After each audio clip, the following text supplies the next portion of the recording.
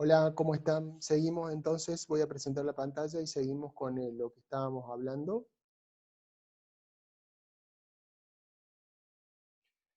Bien, vamos a presentar en modo presentación. Bueno, habíamos visto esto del subenfriamiento, seguimos con la misma temática tratando de ver algunas otras cuestiones que se pueden presentar. Bien, en el caso, ¿cuáles son los problemas operacionales de los condensadores? Usuales, normales de los condensadores. Una de ellas es la variación del flujo de vapor y el refrigerante, es decir, si en el caudal va variando en el tiempo, hay oscilaciones fuertes, va a cambiar el perfil de condensación. ¿Por qué? Porque ahora, si el refrigerante se mantiene en un determinado valor y el vapor fluctúa en su caudal, seguramente eso va a hacer que la condensación se desplace mayoritariamente. Si es menor el caudal, va a condensar más rápido. Si es mayor el caudal, va a condensar más desarrollado el intercambiador, con lo cual esa perturbación puede generar problemas en el proceso. ¿Sí? Esa es una de las cuestiones.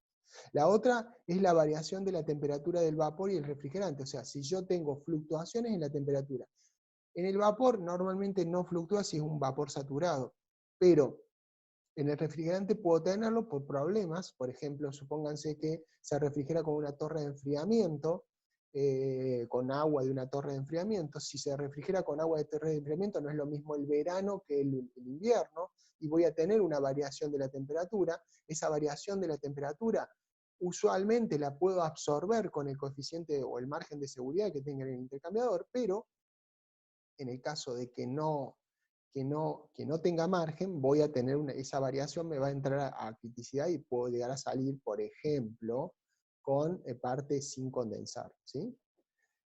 La otra cuestión es el venteo. Si el venteo no es efectivo, no está bien regulado, o en su defecto hay variaciones en la cantidad de incondensables que producen que el venteo tenga que ser reajustado permanentemente, va a generar problemas en la condensación. ¿Sí? Lo otro y lo más complicado, una de las cosas más complicadas, es la formación de fog o niebla, eh, que ocurre cuando hay supersaturación de vapor. Es decir, es una condición muy particular, muy difícil de predecir. eh, Cuando hay presencia, se da cuando hay presencia incondensable, y depende mucho de la propiedad de la mezcla, se produce una finísima condensación que es muy difícil de pasar a la fase líquida, sino que queda en un gas con particulitas muy pequeñas de condensado, y eso es muy difícil de generar que la condensación sea efectiva, es decir, que baje y cambie de fase, sino queda como una masa de vapor y líquido mezclada. En ese caso, bueno, es todo un tema y puede ser muy complicado. No se produce siempre, es medio raro, pero existe una posibilidad de producirse. En ese caso, en la niebla lo que hay que tomar es ventear, hacer varias cosas como para tratar de lograr sacar esta situación, pero esta situación puede hacer que pueda tener que parar la instalación para poder reiniciarla en condiciones diferentes. ¿Sí?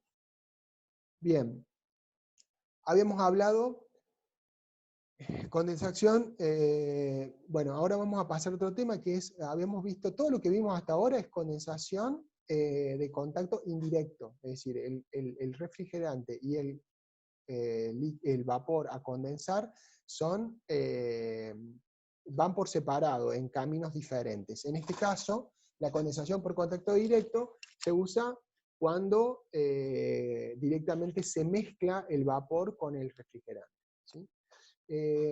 ¿Cuándo se usa? Cuando el refrigerante y el vapor son la misma cosa, es decir, cuando son dos elementos iguales, se puede usar condensación por contacto directo.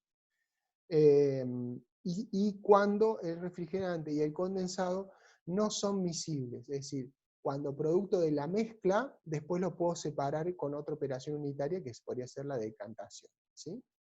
Eso se puede usar, de hecho se usa, y digamos, estos equipos son bastante más económicos. Uno de los condensadores es el condensador tipo eyector. ustedes creo que todavía no vieron eyectores, pero básicamente un eyector es un tubo de Bernoulli, donde un chorro de vapor, por ejemplo, succiona y hace vacío, o sea, por una boquilla. No sé si lo conocen, pueden googlearlo si quieren un eyector, cómo funciona, pero básicamente son elementos para generar vacío.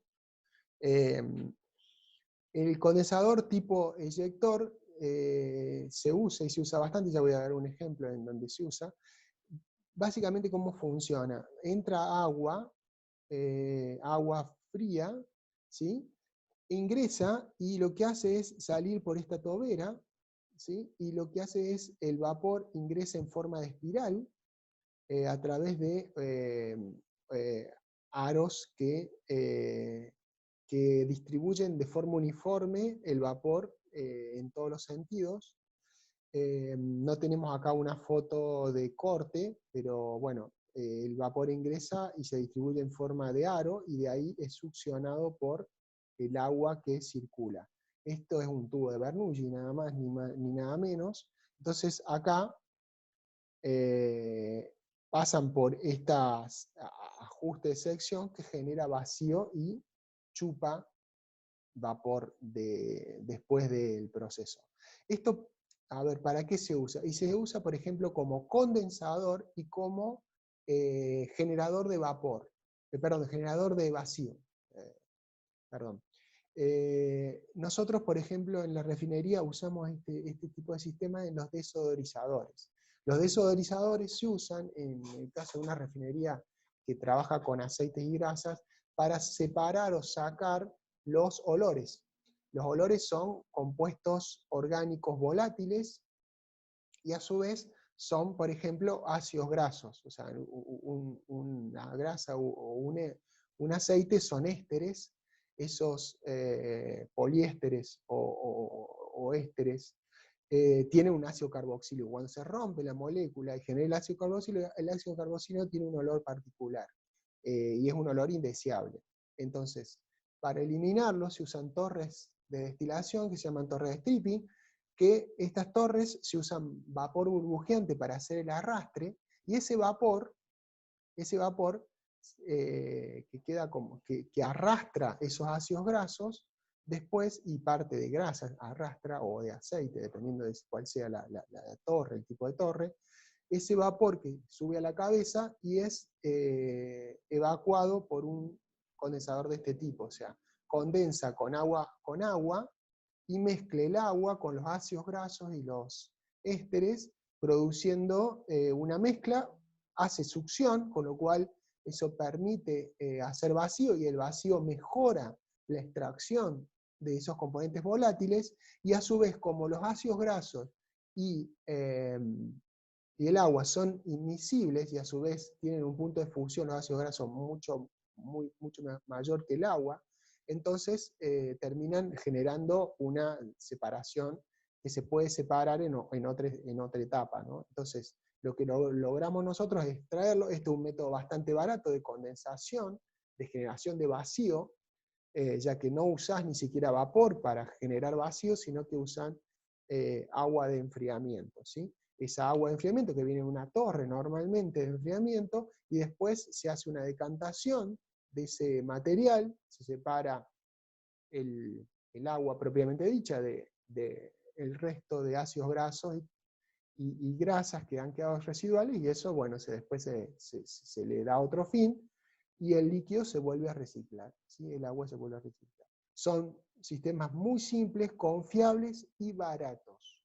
Esto es muy bueno, o sea, puedo obtener vacío, barato, y a su vez sacarme de encima esta mezcla de compuestos orgánicos y vapor de agua.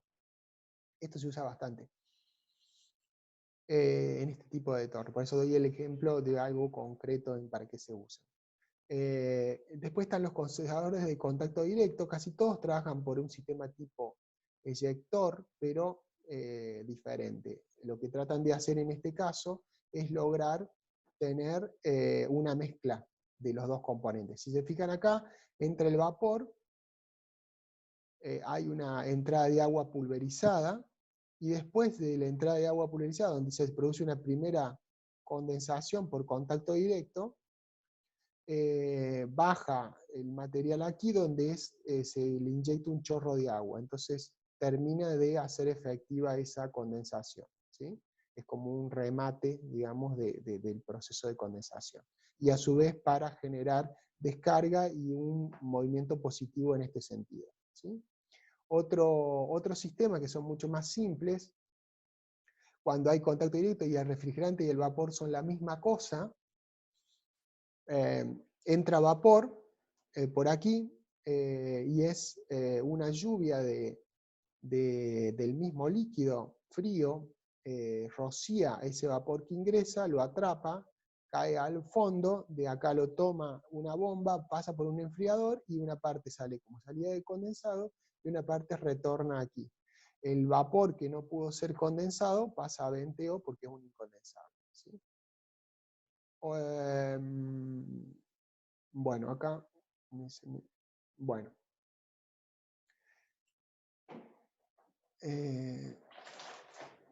Bien.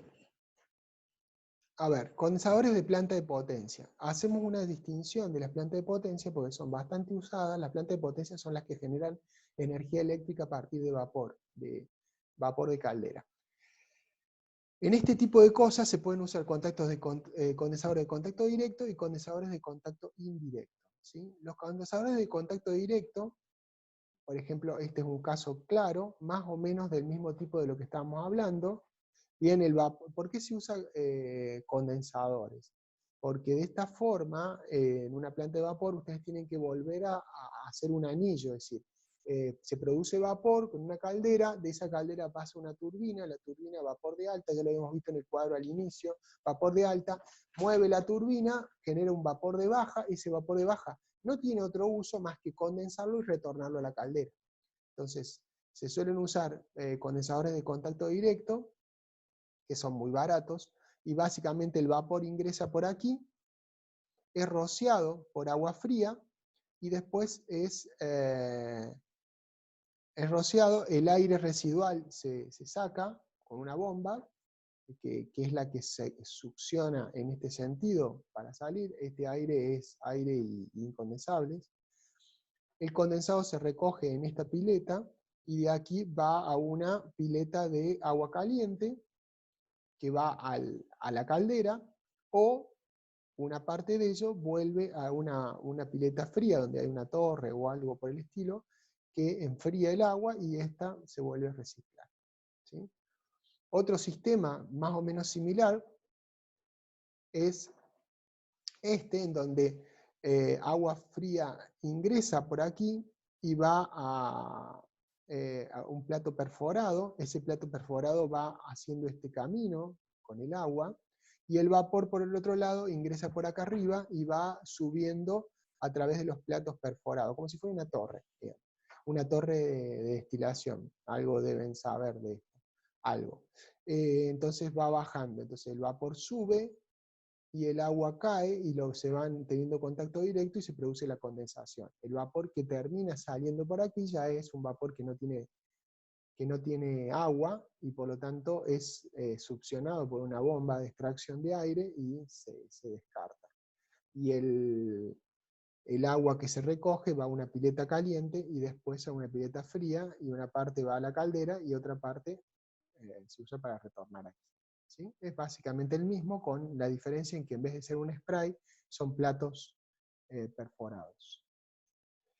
Bueno, ¿cuál es la comparación entre contacto directo y contacto indirecto? Si tuviéramos condensadores de contacto directo. En el caso de contacto directo, el vapor y el agua entran en contacto. En el caso de indirecto no es así. La condensación se debe a la mezcla de vapor con el refrigerante, y la condensación se debía por un fenómeno de transferencia de calor solamente. Acá es por contacto y acá es por transferencia por conducción y por convección. El condensador no puede usarse para alimentar la caldera en el contacto directo, si no es agua tratada. O sea, si el agua es tratada, es perfecta, está muy bien manejada, yo podría usarlo. De lo contrario, no lo puedo usar. Y el condensado acá sí se puede tratar. porque es el mismo condensado que condensa y se puede retornar directamente a la caldera, en el caso de las plantas de potencia. En este caso los contactos directos son muy baratos, y en el caso de los contactos indirectos son costosos, y hay una mejora de la eficiencia de la planta porque generan succión y mejora la eficiencia, pero eso no lo vamos a ver acá en detalle. El costo de mantenimiento es bajo en el contacto directo y es más alto en contacto indirecto, necesita limpiezas y otras cosas, que en contacto directo no es tan complicado. El vacío generado por condensación del vapor es de hasta 600 milímetros de mercurio, y en este caso es mucho mejor, hasta 700 milímetros, y ese vacío que genera produce, como corolario, una mejor eficiencia en el trabajo de la turbina. Bueno, las ventajas y desventajas de los condensadores de contacto indirecto. La ventaja es, al no haber mezcla, puede ser retornado a la caldera. Se puede usar cualquier tipo de agua de enfriamiento, o sea, no necesitas como líquido refrigerante que tenga alguna condición en particular, puede usarse lo que se tenga a mano. Se desarrolla un alto vacío, por lo tanto son adecuados para para grandes plantas de potencia, el indirecto, y requiere menos potencia en las bombas de extracción de aire y de agua, el sistema es más eficiente. En las desventajas, se requiere una gran cantidad de agua de enfriamiento y el sistema es costoso, tiene un alto costo de mantenimiento y requiere bastante espacio. En el contacto directo, la ventaja es que requiere menos cantidad de agua de refrigeración para condensar el vapor, porque con poco que ustedes inyecten a la temperatura, como es contacto íntimo, es mucho menos de la cantidad que se usa. Son de construcción muy simple, son muy baratos. Si se usa agua tratada para condensar, se puede volver, pero tiene que ser agua tratada para condensar, se puede volver a la caldera. Requiere muy poco espacio, tiene bajo mantenimiento y bajo costo, pero no mejora la eficiencia de la planta, o sea, no tiene la ventaja adicional que tiene el otro. En las desventajas, el condensado es un efluente, normalmente si no lo puedo retornar a la caldera, termina siendo algo que tiro, entonces tengo que generar agua blanda permanentemente. Son menos adecuados para plantas de gran tamaño y se requieren grandes cañerías y el costo de instalación del sistema de instalación es alto, y hay una pérdida de vacío de filtraciones de aire en cañerías grandes. Esto es relativo, pero sí existe. Bien, estos son los condensadores de planta de potencia, condensadores indirectos. Si ustedes ven, ingresa una gran cantidad de vapor y un tamaño importante, golpea contra los tubos, acá hay deflectores, ¿no?, para que no golpee directo. Se produce el condensado es tomado y llevado a la planta, y acá hay una parte dispuesta para sacar el aire que viene mezclado y que son la presencia de incondensables. ¿Sí? El agua ingresa por aquí, por los tubos, y baja. Se usan normalmente horizontales por la carcasa, en este caso, que son los más usuales. ¿Sí? Este es un ejemplo típico de un condensador. Como verán, la boca es grande, la de vapor, de salida de vapor es bastante chica. Acá ingresa el agua y sale por aquí, y acá hay una zona, si se fijan, donde almacena el agua para después distribuirla, porque produce mucha agua condensada. ¿Sí? Bien, siguiendo el tema, otros tipos de intercambiadores de contacto directo son estos, que se usan para casos particulares. ¿Qué diferencia de un condensador evaporativo? A ver, conceptualmente, ¿qué es lo que hace esto? Ustedes tienen el vapor acá, entra, pasa por una serpentina y sale. ¿Y cuál es la ventaja de esto? Y bueno, la ventaja es la siguiente. Ustedes tienen acá una mezcla, porque tienen agua de recirculación, el agua ingresa, moja los tubos, y a su vez hay aire que sube. El aire, ustedes lo van a ver en fenómenos de transferencia de masa, que es operaciones unitarias 2, esto se daba antes en tecnología, pero lo resolvimos movilizar hacia otra materia porque es más específica de transferencia de masa, pero a ver, cuando yo paso aire, es lo mismo cuando ustedes están mojados y se exponen a un ventilador. Sienten frío. Bueno, ese fenómeno de frío que se produce es porque se evapora agua, y esa agua que se evapora toma calor de ustedes, entonces ustedes o calor del agua que está mojándolo, y baja la temperatura. Este efecto se produce acá, por eso esos condensadores evaporativos, esta agua que va mojando los tubos, como el aire ingresa por acá y sube, ¿sí?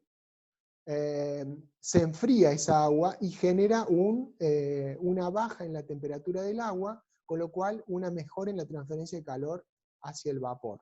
Después el aire toma esa humedad y sale un aire húmedo y caliente. Acá hay un eliminador de niebla para que no se lleve agua este eliminador. Y el agua que va cayendo, producto de este spray, se recoge aquí y vuelve a ser recirculada, ¿sí? De esta forma yo tengo agua fría a una condición más fría de lo que sería con un sistema de reciclado, digamos. En vez de usar una torre, directamente uso la misma torre. Esto es básicamente una torre de enfriamiento, o sea, agua que pasa aire, se enfría, es una torre de enfriamiento. Esto es como una mezcla de torre de enfriamiento más condensador adentro de esa torre. Esto se usa bastante para obtener buenos ratios de enfriamiento baratos, ¿sí? Y un equipo compacto, ¿sí? Entonces se usa bastante para refrigeración, ¿sí? Otro tipo similar es este, no similar, de otro tipo de condensadores que van a ver. Estos se usan para lo que sea refrigeración. Yo tengo un gas caliente descargado por el compresor, lo que hago es pasar el gas a través de una serpentina con agua fría a un determinado valor. Esto genera la condensación de, por ejemplo, amoníaco. Si estoy haciendo un sistema de refrigeración, la condensación, y ese líquido condensado se obtiene aquí, va el sistema al ciclo de Carnot, ¿sí? ¿Se acuerdan de termodinámica? Esto lo deben haber visto en termodinámica, y después, bueno, se hace la expansión y la absorción de calor por parte del radiador del sistema de frío, ¿sí? Entonces, este es otro tipo de condensadores.